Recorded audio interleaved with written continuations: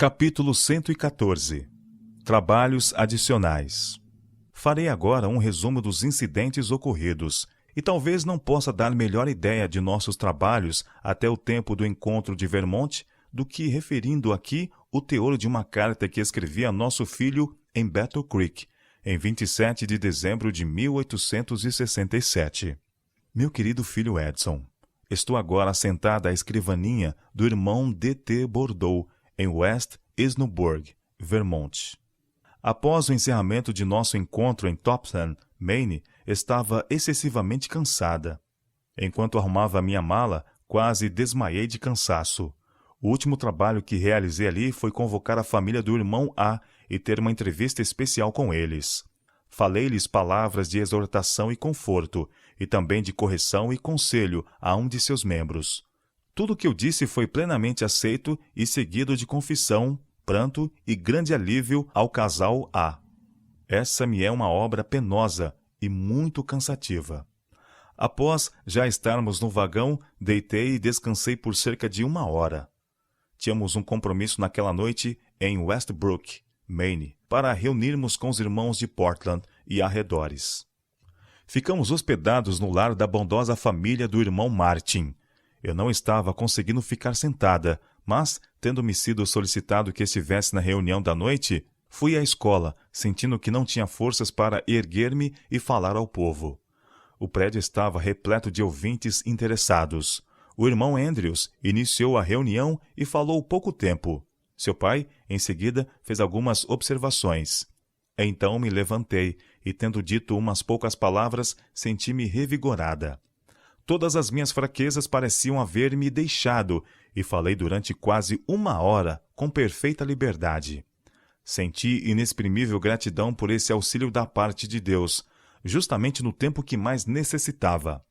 Na noite de quarta-feira, falei com desembaraço por quase 2 horas sobre as reformas de saúde e do vestuário. Ter minhas forças assim tão inesperadamente renovadas, quando me sentia completamente esgotada antes dessas 2 reuniões, foi-me motivo de grande animação. Apreciamos estar com a família do irmão Martin e esperamos ver seus queridos filhos entregar o coração a Cristo e, juntamente com seus pais, combaterem o bom combate cristão e receberem a coroa da imortalidade quando a vitória for alcançada. Na quinta-feira fomos novamente a Portland e jantamos com a família do irmão Gowell. Tivemos uma conversa particular com eles e esperamos obter deles bons resultados. Sentimos um profundo interesse pela esposa do irmão Gowell. Este coração de mãe foi ferido ao ver seus filhos sofrerem, morrerem e serem postos na silenciosa sepultura. Tudo vai bem com os que dormem. Que essa mãe também busque a verdade e acumule tesouros no céu, para que quando o doador da vida libertar os cativos da grande prisão da morte, pai, mãe e filhos possam encontrar-se novamente e os rompidos laços da família possam ser reatados para sempre. O irmão Gowell nos levou de carruagem até a estação. Tivemos apenas tempo suficiente de tomar o trem antes que partisse. Viajamos 5 horas e nos encontramos com o irmão A.W. Smith na estação de Manchester. Ele nos esperava para conduzir-nos até sua casa naquela cidade. Ali pretendíamos descansar por uma noite, mas eis que muita gente estava esperando para nos receber. Tinham vindo de Amherst, cerca de 14,5 km de distância de Manchester, para passar a noite conosco. Tivemos uma reunião agradável e esperamos proveitosa para todos.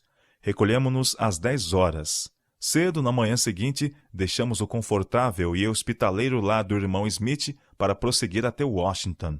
Foi uma viagem lenta e tediosa. Desembarcamos em Hillborough, onde encontramos uma carruagem esperando para nos levar a Washington, cerca de 19 quilômetros distante. O irmão Colby tinha um trenó e cobertores. Assim viajamos confortavelmente até a poucos quilômetros de nosso destino. A partir daí, não havia neve suficiente para o trenó prosseguir. O vento começou a soprar e durante os últimos 3 quilômetros lançou granizo em nossos rostos e olhos, produzindo dor e quase nos engelando. Afinal, encontramos abrigo no lar aprazível do irmão C.K. Farnsworth. Sua família fez tudo ao seu alcance para nos proporcionar conforto, e tudo foi preparado para que descansássemos o máximo possível. Mas não conseguimos repousar muito. No sábado, seu pai falou na parte da manhã, e depois de um intervalo de cerca de 20 minutos, eu apresentei um testemunho de reprovação a vários que usavam fumo, e também ao irmão Bal, que havia apoiado nossos inimigos, ridicularizando as visões e publicando coisas amargas contra nós no Crises, de Boston, e no Esperança de Israel, um jornal publicado em Iowa. A reunião da noite seria na casa do irmão Farnsworth. A igreja estava presente, e ali seu pai pediu ao irmão Bal que apresentasse suas objeções às visões e nos desse uma oportunidade para respondê-las. Assim passamos parte da noite. O irmão Bal manifestou muita obstinação e espírito de oposição. Ele admitiu ter ficado satisfeito em alguns pontos, mas manteve-se irredutível. O irmão Andrews e seu pai falaram claramente, explicando assuntos que foram mal compreendidos e condenando a conduta injusta para com os adventistas observadores do sábado. Todos sentimos que havíamos feito o melhor naquele dia para enfraquecer as forças inimigas. Nosso encontro se prolongou até depois das 10 da noite. Na manhã seguinte, assistimos novamente às reuniões na igreja. Seu pai falou na parte da manhã. Mas pouco antes dele falar, o inimigo fez um pobre e fraco irmão achar que tinha grande preocupação pela igreja. Ele andou sobre o banco, falou, gemeu e gritou, possuído por algo terrível que ninguém conseguia compreender. Nós estávamos tentando fazer com que aqueles que professam a verdade vissem seu estado de terrível escuridão e infidelidade perante Deus e confessassem humildemente seu extravio, tornando-se ao Senhor em arrependimento, para que ele se voltasse para eles e curasse suas apostasias. Satanás procurou impedir esse trabalho, fazendo com que esse pobre e conturbado homem desgostasse aqueles que desejavam agir com bom senso. Levantei-me e dei um franco testemunho a esse homem. Ele não comera por 2 dias, e Satanás o enganou, fazendo com que cometesse excessos. Em seguida, seu pai pregou. Tivemos uns breves momentos de intervalo, e então tentei falar sobre as reformas de saúde e do vestuário, e dei um claro testemunho àqueles que estavam estorvando o caminho dos jovens e dos descrentes. Deus me ajudou a falar claramente ao irmão Bal e dizer-lhe, no nome do Senhor, o que ele havia feito. Ele ficou muito impressionado. Tivemos novamente uma reunião noturna na casa do irmão Farnsworth. O tempo esteve tormentoso durante as reuniões, mas o irmão Bal não faltou a nenhuma delas. O mesmo assunto foi tratado, o exame da conduta que ele havia seguido. Se alguma vez o Senhor ajudou um homem a falar, certamente ele inspirou o irmão Andrews, naquela noite, a pregar sobre o tema do sofrimento por amor a Cristo. Falou sobre Moisés, que recusou ser chamado filho da filha de Faraó, escolhendo antes ser maltratado como povo de Deus do que, por um pouco de tempo, ter o gozo do pecado, tendo por maiores riquezas o vitupério de Cristo do que os tesouros do Egito, porque tinha em vista a recompensa. Hebreus capítulo 11, versos 24 a 26.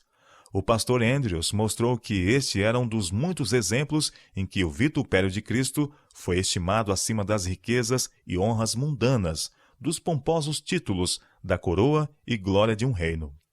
O olho da fé fixou-se na glória futura, e a recompensa foi tida como de tal valor que fez as coisas ricas deste mundo parecer como de nenhum valor. Os filhos de Deus experimentaram escárnios e açoites e até cadeias e prisões. Foram apedrejados, cerrados, tentados, mortos a fio de espada, andaram vestidos de peles de ovelhas e de cabras, desamparados, aflitos e maltratados. Mas, sustidos pela fé e esperança, consideraram leves essas aflições. Tinham o futuro, a vida eterna, como de valor tão grande que achavam ser pequenos os próprios sofrimentos em comparação com a futura recompensa. O irmão Andrews usou a ilustração de um fiel cristão que estava para ser martirizado por causa de sua fé. O irmão de fé estivera conversando com ele a respeito do poder da esperança cristã, se esta seria forte o suficiente para sustentá-lo enquanto sua carne estivesse sendo consumida pelo fogo. Esse irmão pediu ao condenado que lhe desse um sinal indicando se a fé e a esperança eram mais fortes do que o fogo consumidor. Como estivesse esperando ser a próxima vítima, achou que isso fortaleceria para enfrentar a fogueira. O crente que estava prestes a ser executado prometeu dar-lhe um sinal. Ele foi levado ao local da fogueira, em meio aos insultos e zombarias da multidão ociosa e curiosa, ali reunida para testemunhar a execução do cristão. A lenha foi trazida e o fogo ateado. O irmão que antes conversara com o condenado fixou os olhos sobre o moribundo Marte, sentindo que dependia muito do sinal. O fogo ardia continuamente. A carne já estava carbonizada, mas o sinal não vinha. Seus olhos não se desviaram em momento algum da cena dolorosa. Os braços já estavam queimados. Não havia nenhum sinal de vida. Todos pensavam que o fogo havia feito sua obra e que já não havia mais vida naquele corpo. Mas, eis, em meio às chamas, seus braços ergueram-se ao céu. O cristão que observava, cujo coração já se desalentara, vendo o alegre sinal, sentiu uma vibração percorrer-lhe o corpo e renovar-lhe a fé, a esperança e a coragem. Derramou então lágrimas de alegria. Enquanto o irmão Andrews falava dos braços carbonizados erguendo-se entre as chamas, ele próprio chorava como criança. Quase toda a congregação foi levada às lágrimas. A reunião encerrou-se quase às 10 horas. As nuvens escuras dissiparam-se totalmente. O irmão Hemingway levantou-se e disse que havia estado em completa apostasia, usando fumo, opondo-se às visões e perseguindo a esposa por crer nelas. Mas prometeu não mais fazer isso. Pediu perdão à mulher e a todos nós. Sua esposa falou, muito comovida. Sua filha e muitos outros presentes se levantaram para orar. Ele declarou que o testemunho dado pela irmã White parecia ter vindo diretamente do trono divino e que ele nunca mais ousaria opor-se a ele. O irmão Ball então disse que, se as coisas eram como nós a víamos, seu caso era muito mau. Confessou que sabia ter estado em apostasia e que fora uma pedra de tropeço para os jovens. Agradecemos a Deus por essa confissão. Queríamos seguir viagem na segunda-feira cedo, a fim de cumprir um compromisso em Braintree, Vermont, reunindo-nos com cerca de 30 observadores do sábado. Mas fazia muito frio e o clima estava tempestuoso para percorrermos 40 quilômetros após termos trabalhado tanto. Finalmente decidimos permanecer e continuar o trabalho em Washington, até que o irmão Ball se decidisse pela verdade ou contra ela, e a igreja tivesse esse caso resolvido. A reunião iniciou-se às 10 horas da manhã de segunda-feira. Os irmãos Hodman e Howard estavam presentes. O irmão Newell Mead, que estava muito doente e tenso, quase igual a seu pai no passado, foi convidado a assistir à reunião. Uma vez mais foi abordado a condição da igreja e foi feita uma severíssima censura àqueles que se interpunham no caminho de sua prosperidade. Com os mais ferventes rogos, suplicamos que se convertessem a Deus e dessem meia volta. O Senhor nos auxiliou nesse trabalho. O irmão Ball sentiu-se impressionado, mas ficou hesitante. Sua esposa sentiu muito por ele. Nossa reunião encerrou-se às 3 horas ou 4 horas da tarde. Todas essas horas, uma após outra, estivemos trabalhando diligentemente pela juventude em conversa. Marcamos nova reunião para a noite, com início às 6 horas. Justamente antes de entrar para a reunião, foram-me revividas algumas cenas interessantes que me haviam sido mostradas em visão, e falei aos irmãos Andrews, Hodman, Howard, Mead e muitos outros que estavam presentes. Parecia-me que os anjos estavam fazendo uma abertura na nuvem para deixar passar raios de luz do céu. O assunto apresentado muito impressivamente foi o caso de Moisés. Exclamei, quem dera tivesse eu a habilidade de um artista para pintar a cena de Moisés sobre o monte. Sua força estava inalterada, não perdeu o seu vigor, é a expressão da Escritura. Seus olhos nunca se escureceram com a idade, porém ele subiu ao monte para morrer. Os anjos o sepultaram, mas o Filho de Deus logo desceu e o ressuscitou, levando-o para o céu. Antes, porém, Deus deu-lhe uma visão panorâmica da terra da promessa, com sua bênção sobre ela. Era como um segundo Éden. Foi-lhe mostrado Cristo em seu primeiro advento, sua rejeição pela nação judaica e morte de cruz. Moisés então viu o segundo advento de Cristo e a ressurreição dos justos. Eu também falei do encontro dos dois Adões, o primeiro Adão e Cristo, o segundo, quando o Éden florescer novamente na terra. Os pormenores desses pontos eu pretendo dar no testemunho número 14. Os irmãos quiseram que eu repetisse o mesmo assunto na reunião da noite. Nossa reunião durante o dia foi muito solene. Eu sentia tal fardo sobre mim no domingo à noite que chorei alto por quase meia hora. Na segunda-feira foram feitos solenes apelos, e o Senhor os enviou para casa. Entrei na reunião de terça-noite um pouco mais aliviada. Falei durante 1 hora com muita liberdade sobre temas que contemplaram em visão, os quais eu já fizera referência. Nossa reunião foi bastante espontânea. Os irmãos Howard e Hodman choraram como crianças. O irmão Andrews falou de maneira fervorosa, tocante e com lágrimas. O irmão Ball se levantou e disse que parecia ter 2 espíritos sobre ele naquela noite, um dizendo: "Você ainda pode duvidar de que esses testemunhos da irmã White procedem do céu?" O outro espírito apresentava à sua mente as objeções que fazia diante dos inimigos de nossa fé. "Oh, se eu me convencesse", disse ele, "a respeito de todas essas objeções, se elas pudessem ser removidas, eu perceberia haver feito à irmã White um grande mal." Recentemente mandei um artigo para o jornal Esperança de Israel. Se ainda o tivesse em mãos, jamais o enviaria. Ele se comoveu profundamente e chorou muito. O Espírito do Senhor estava presente na reunião. Anjos de Deus pareciam próximos, afastando os anjos maus. Pastor e povo choravam como crianças. Sentimos estar progredindo e que os poderes das trevas estavam recuando. Nossa reunião terminou bem. Marcamos ainda outra reunião para as 10 horas da manhã do dia seguinte. Falei sobre a humilhação e glorificação de Cristo. O irmão Ball sentou-se próximo a mim e chorou durante todo o tempo em que eu falei. Preguei por cerca de 1 hora e então começamos nosso trabalho com os jovens.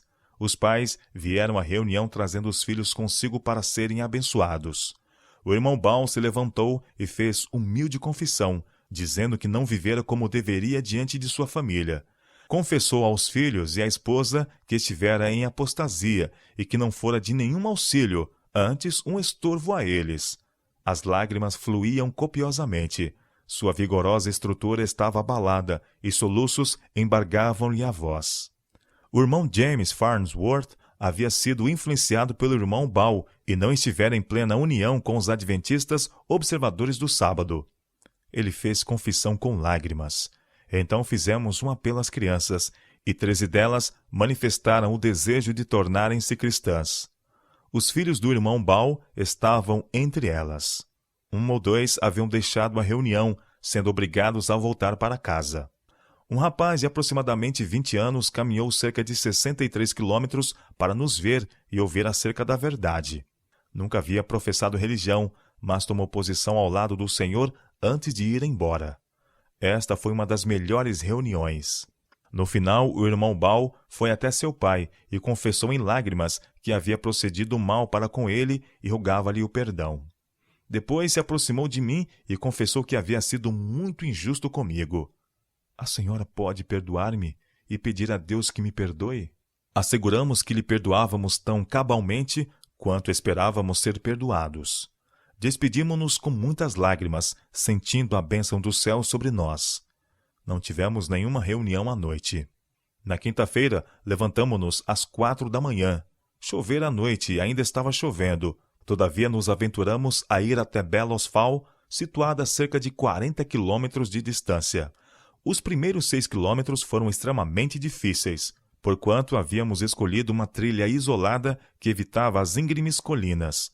Passamos sobre pedras e areias cultivadas e quase fomos lançados para fora do trenó. Por volta do amanhecer, o temporal havia passado e pudemos viajar melhor até atingir a estrada pública. O clima estava muito agradável. Nunca tivemos um dia tão bonito para viajar. Quando chegamos a Bellows Falls, descobrimos que estávamos 1 hora atrasados para o trem expresso e 1 hora adiantados para o trem leito. Não pudemos chegar a St. Albans senão às 9 da noite. Tomamos nossos assentos num belo vagão, almoçamos e procuramos aproveitar nossa singela viagem. A seguir, preparamo-nos para dormir, se pudéssemos. Enquanto eu estava dormindo, alguém me sacudiu vigorosamente os ombros. Acordei e vi uma senhora de boa aparência, inclinando-se sobre mim. Ela disse: "Você não me reconhece? Sou a irmã Chase. O trem está em White River. Desça por alguns minutos. Moro aqui perto e tenho vindo todos os dias desta semana e passado por todos os vagões para encontrá-la." Então me lembrei de haver almoçado em sua casa em Newport. Ela estava muito feliz em nos ver.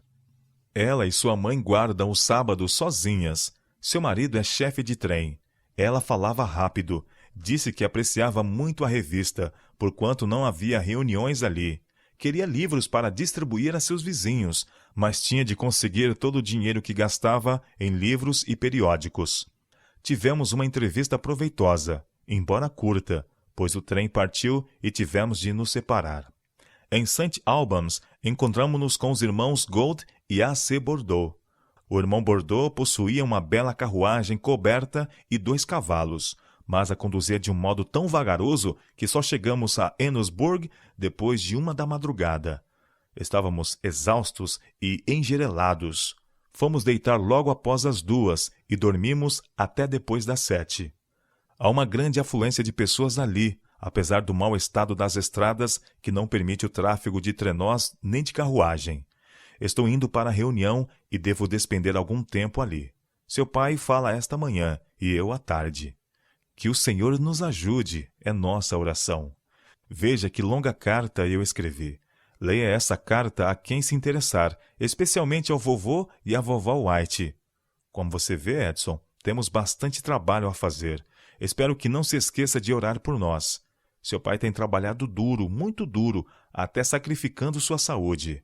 Ele algumas vezes percebe a especial bênção de Deus, e isso lhe dá vigor e ânimo para o trabalho. Não temos podido descansar desde que viemos do leste. Temos empregado todas as nossas forças no trabalho. Que o Senhor abençoe nossos débeis esforços em favor de seu amado povo.